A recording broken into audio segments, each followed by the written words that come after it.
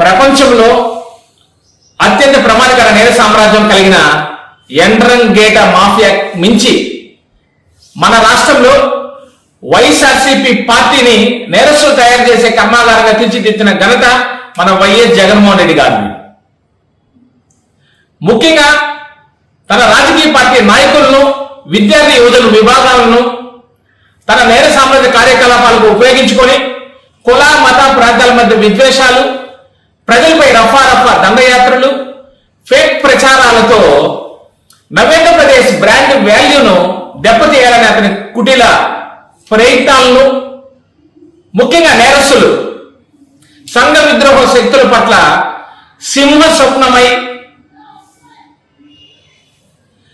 ఆంధ్రప్రదేశ్ రక్షణ కవచంగా మన ముఖ్యమంత్రి వర్యులు నారా చంద్రబాబు నాయుడు గారు యాంటీ సోషలిస్ట్ యాక్టివిస్ట్ ని ఉక్కు పాదంతో అణిచివేస్తూ క్రైమ్ ఫ్రీ స్టేట్ గా తీర్చిదిద్దాలనే ఎన్డీఏ కూటమి ప్రయత్నాలకు రాష్ట్రంలోని ప్రతి ఒక్క పౌరుడు విజువల్ బ్రోవర్ గా మారి తన సహకారాన్ని అందించి ఆంధ్రప్రదేశ్ భవిష్యత్ తరాలకు బంగారు భవిష్యత్తును కల్పించాలనే ఎన్డీఏ కూటమి ప్రయత్నాలకు మద్దతు తెలుపుతూ ముఖ్యంగా జగన్మోహన్ రెడ్డి గారు 5 ఏళ్ల